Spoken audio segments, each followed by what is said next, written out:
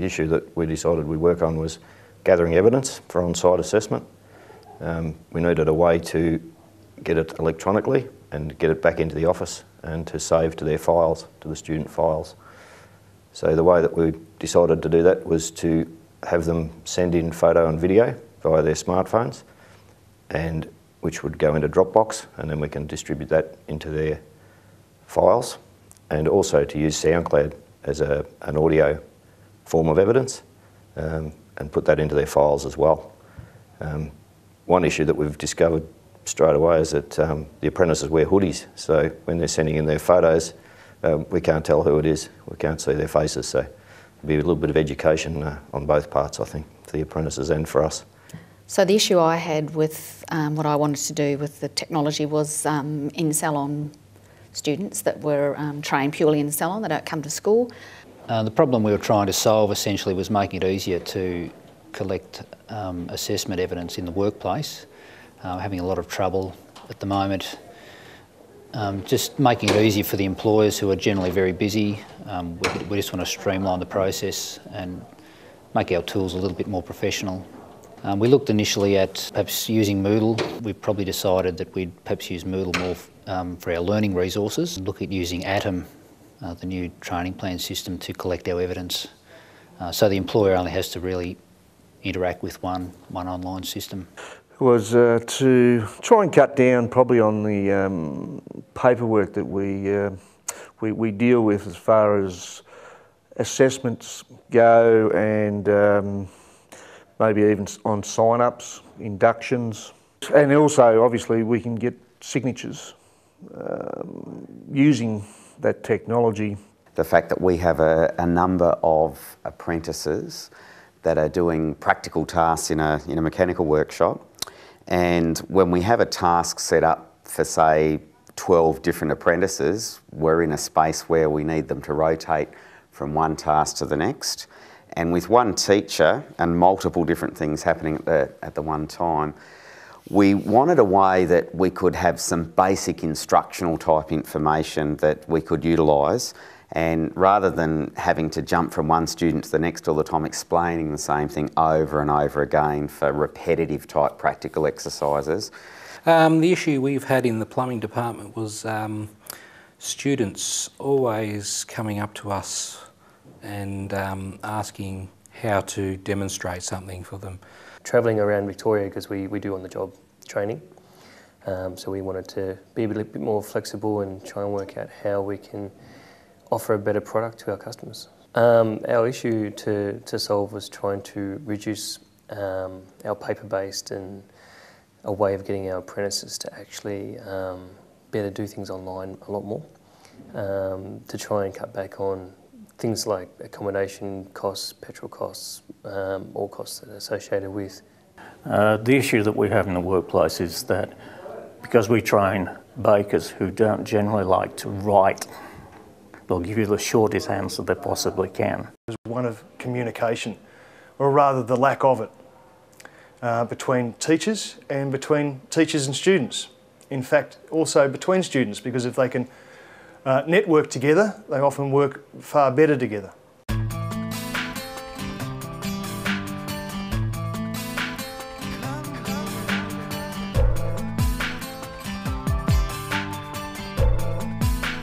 The tools we chose were some software programs such as Dropbox and SoundCloud, and we're using smartphones and tablet device to capture that evidence. So I actually set up a Facebook page purely for them and invited them into it, and it means that they can upload photographs from their phone of what they're doing, assessments that they're doing, all that sort of thing. So to me it's worked out really well and they're really using it a lot.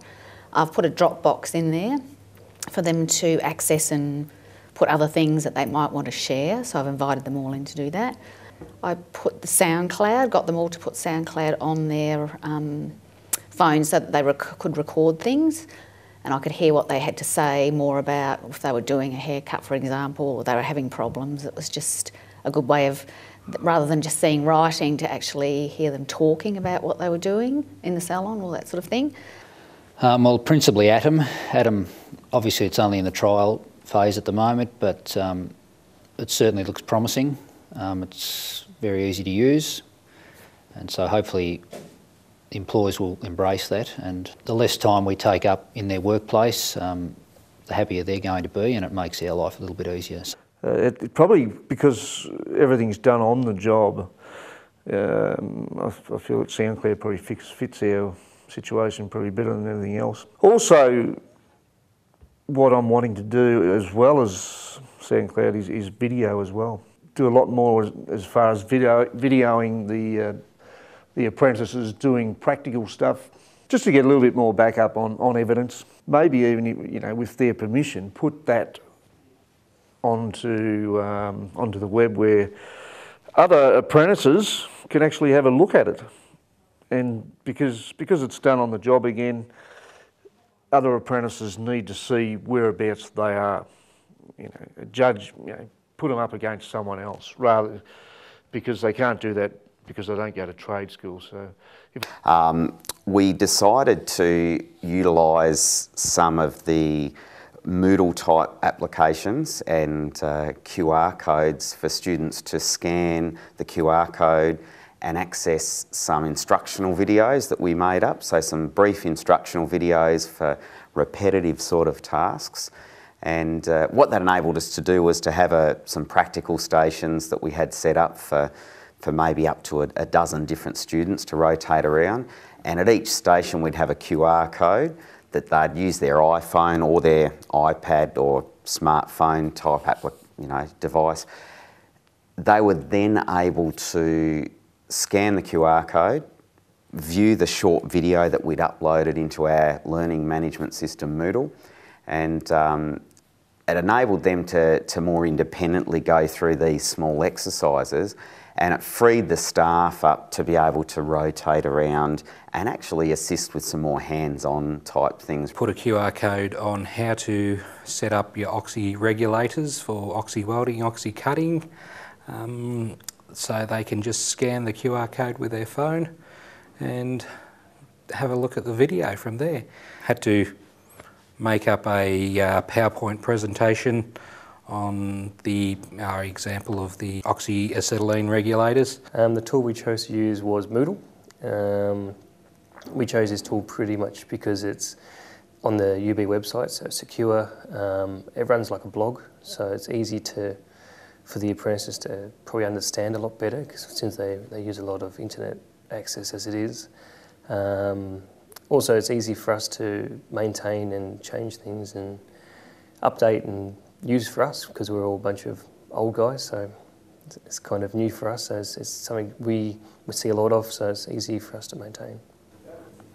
We decided that we may be able to use SoundCloud, in other words, to get them to record their answers, which could be downloaded onto the SoundCloud website, which would then type up their answers, and that could be used as additional evidence for them.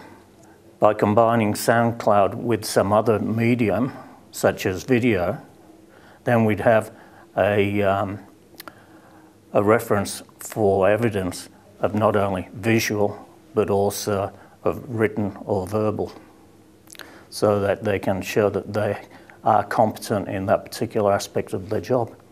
So the medium I chose to solve this problem was ePortfolio on the Mahara platform. It's almost like a Facebook. It was good the way I could upload and place links on there and present learning material or forums for discussion.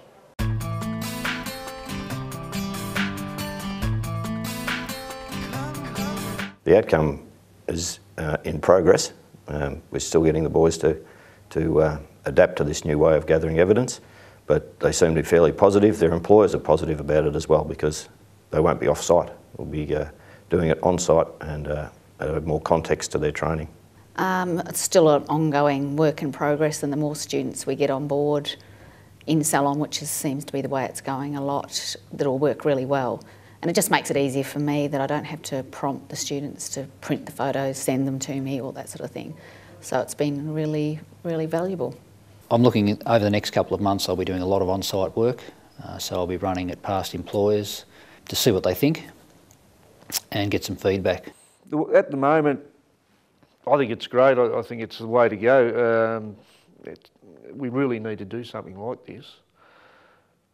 Otherwise, I think we may fall behind other RTOs. So. They were able to replay the video 2 or 3 times if necessary to get their head around the whole concept, and it certainly meant for it resulted in a much less chaotic workshop practical environment for us, because we tended to have students concentrating on their own task rather than all just firing questions one after the other. So a lot more independent type learning took place. For any given unit that we deliver, the students might have, let's say, 10 different tasks to work their way through. So their task booklet will just have them labelled, and we just put the displays with the QR code, set them up before the class so that we have, task 1, they scan the QR code, have a look through the video, pop their headphones in, they might replay it several times. Then they're able to actually participate in the task. And if they're having difficulty, they've got access to that instructional information, and sometimes we might even have a few different links for them or a few different QR codes just to refresh them on some of the testing procedures they might need to employ as part of that. We can link it to some of the software and things like that that we use for workshop manuals as well, so it's proven to be quite useful in the workshop environment. The outcome was pretty good. The shell was made. We haven't trialled it completely yet. We've still got to add a couple more things, but it looks good. We're happy with the way it looks. It's easy to access, like we said, and it's secure. Tried it with one student and it wasn't really successful, whether or not the phone was too far away or he was speaking too low. The quality of the sound just wasn't very good, and when it was uploaded, naturally it didn't upload properly. So that's just a technical issue, but I'm sure if we keep playing with it, it'll get there in the end. Well, it was a little bit of a mixed bag. Out of the 7 teachers we have in the department, 3 of them took it up and embraced it. The others are just sitting on the fringe waiting to have a look what's going on. We trialled it with one group, 1A1. They too embraced it. They were pretty keen on it and had a day's worth of training.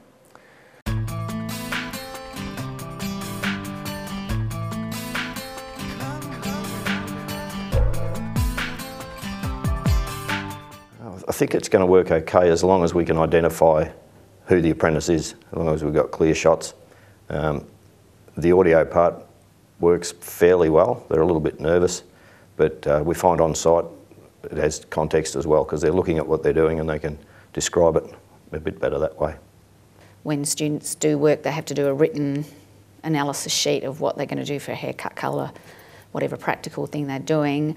I have to collect those when I go, so I've seen the photos. There's just got to be a way that they can, I don't know, some way of putting them into the Dropbox. They have to be signed by a senior person in the salon, so maybe photograph it and put it in there. As we find that pretty much 100% of them use Facebook and check it. If we had a presence on Facebook, I think it would certainly allow us to communicate with them very easily. And perhaps also looking at the industry skills councils who are currently developing assessment resources for our qualifications. They're principally paper-based at this stage. Perhaps if they could look at developing some stuff for some of the tablets that are around, it would really streamline the process.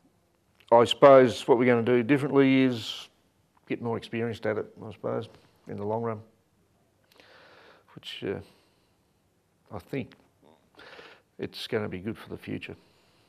We start to get that culture happening and just remind new groups about obviously having their tablets charged up, their phones charged up, headphones available, just to remind them that they will be used as a resource in class. That's probably one of the main things that posed a slight problem. Phone credit in some cases was an issue, but mostly went quite smoothly. I'd probably have a go at video instead of just the slideshow presentation. My slideshow presentation will have the voiceover, but maybe the video might be better option. It's not much we would change next time in making it. We do have a lot of challenges ahead of us in the fact that we need to change a whole culture of apprentices to start looking online because they're so used to on the job process, training on the job. They mainly use their internet access to do personal stuff. So we have to get their heads or their minds around to start looking online for work, to self-pace themselves and to push themselves a bit more, pretty much. Yeah, we need to be realistic in the fact that we deal with students from 15 to 50. So it's a whole, people need to learn technology. They need to have the help, the understanding of how to do it themselves. We need to be able to offer them and be professional enough to offer them the support that they need to be able to get online, be confident to be online and to do the work. But we also need to make sure that we have the support behind us to make sure that we're professional enough in the first place. So we need to make sure that the university can offer the correct support when we need it ourselves. Probably practice a little bit more first with the actual SoundCloud software to check that what the level of voice we need to get a clear imprint, and also have the questions rephrased to make the students easier to understand, because sometimes the questions are written in such a way that they try to overthink it.